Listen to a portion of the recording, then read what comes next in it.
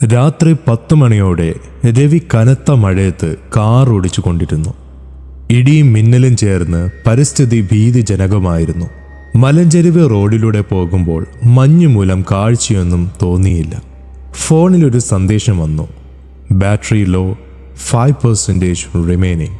അഞ്ജലിക്ക് ഫോണും ചെയ്യണം, അവൻ തന്നെ പറഞ്ഞു. താൻ വൈകിയെത്തുമെന്ന് അറിയിക്കാൻ ഭാര്യയെ വിളിക്കാൻ ശ്രമിച്ചു. പക്ഷേ ഫോൺ റേഞ്ചില്ലാതെ പോയി.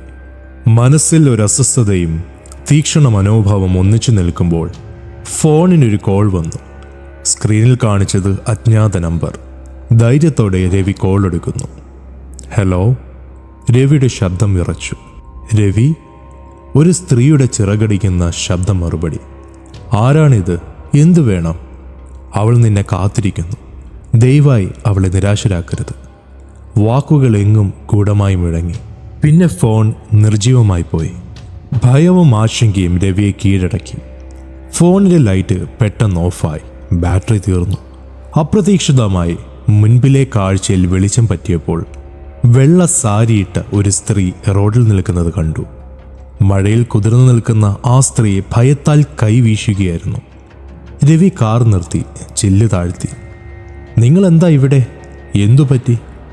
ഒരു അപകടം, ദയവായി സഹായിക്കൂ. അവൾ ഭയത്താൽ വിറങ്ങലടിച്ചു. എവിടെ? അവൾ താഴേക്കുള്ള വഴിയിലേക്ക് കാണിച്ചു.